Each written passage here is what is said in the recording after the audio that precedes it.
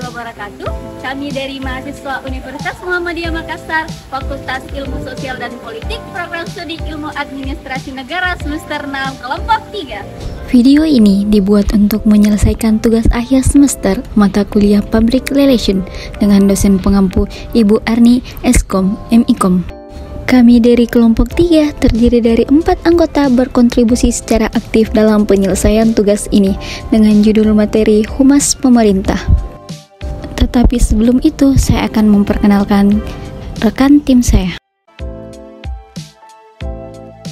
Yang pertama ada saya sendiri dengan Nur Alia dengan NIM 10561111020.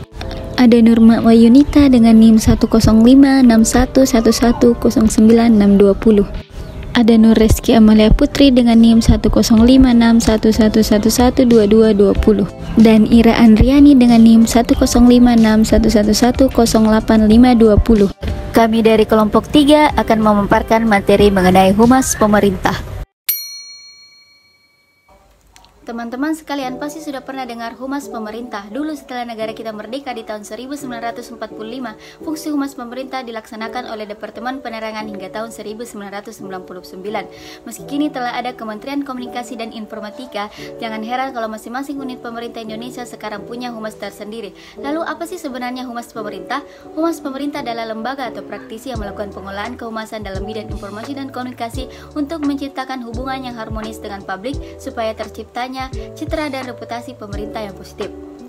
Sebenarnya, secara garis besar, praktik kehumasan antara pemerintah dan swasta sama saja, teman-teman. Hanya saja, Humas Pemerintah lebih fokus pada penyebaran informasi kebijakan pemerintah agar masyarakat dapat memahami, menerima, dan pada akhirnya bersikap dan bertindak sesuai dengan arah kebijakan pemerintah. Fungsi Humas Pemerintah tidak cuma bikin iklan, berita, foto, ataupun video saja, tetapi juga termasuk juru bicara, fasilitator, dan penghubung ke stakeholder. Penyedia layanan informasi baik melalui call center maupun tatap muka, semua itu dilakukan agar terciptanya komunikasi timbal balik antara pemerintah dengan masyarakat. Tujuan Humas di dunia pemerintahan adalah membuat berbagai program pemerintah yang dapat membentuk, meningkatkan, dan memelihara citra positif dan reputasi baik agar dapat memperoleh opini publik yang menguntungkan serta dukungan dan simpati rakyat atau publik. Selanjutnya, saya akan menjelaskan tentang tugas pokok Humas Pemerintah. Tugas pokok Humas Pemerintah yaitu menggambarkan kebijakan pemerintah, memberikan pelayanan, menyebarluaskan informasi, kebijakan, dan program-program kerja secara nasional kepada masyarakat, menjadi komunikator dan mediator yang produktif dan menjembatani kepentingan pemerintah, menampung aspirasi dan keinginan publiknya, berperan serta menciptakan iklim yang kondusif dan dinamis demi stabilitas, keamanan politik, dan pengembangan nasional baik jangka panjang maupun jangka pendek. Nah, sedangkan ruang lingkup Humas Pemerintah terbagi menjadi 10. Yang pertama, manajemen hubungan masyarakat. Yang kedua, hubungan kerja koordinasi antar lembaga. Yang ketiga, pengembangan aliansi media dan informasi. Keempat, komunikasi krisis. Kelima, analisa pemberitahuan media massa. Keenam, tata kelola infrastruktur kehumasan. 7, konstitusi publik. 8, pelayanan dan penyebarluasan informasi dan dokumentasi. 9, pengawasan penyelenggaraan kehumasan. Dan yang terakhir yaitu evaluasi penyelenggaraan kehumasan. Nah, itulah tadi tugas pokok dan ruang lingkup Humas Pemerintah. Baik teman-teman sekalian, saya akan membahas mengenai bagaimana Humas Pemerintah di tengah pusaran politik. Sebagaimana yang kita ketahui bahwa begitu besarnya peran media massa dalam kehidupan masyarakat yang mampu mempengaruhi dan merubah cara berpikir suatu kelompok masyarakat. Kekuatan media massa ini juga digunakan oleh pemerintah maupun suatu kelompok masyarakat tertentu di suatu pemerintahan untuk mempengaruhi opini publik.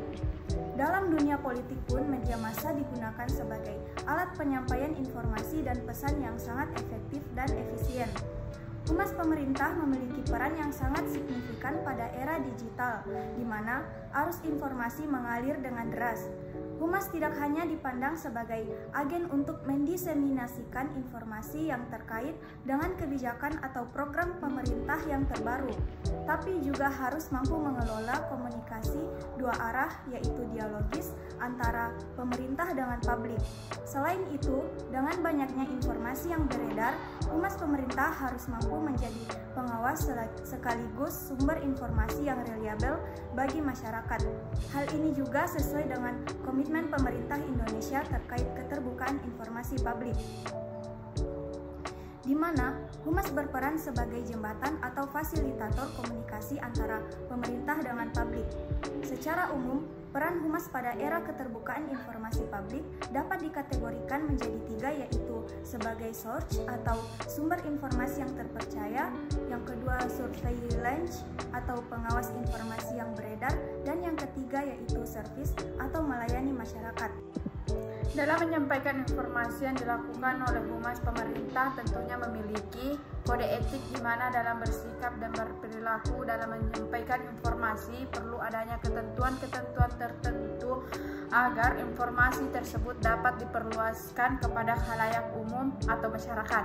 Humas pemerintah Indonesia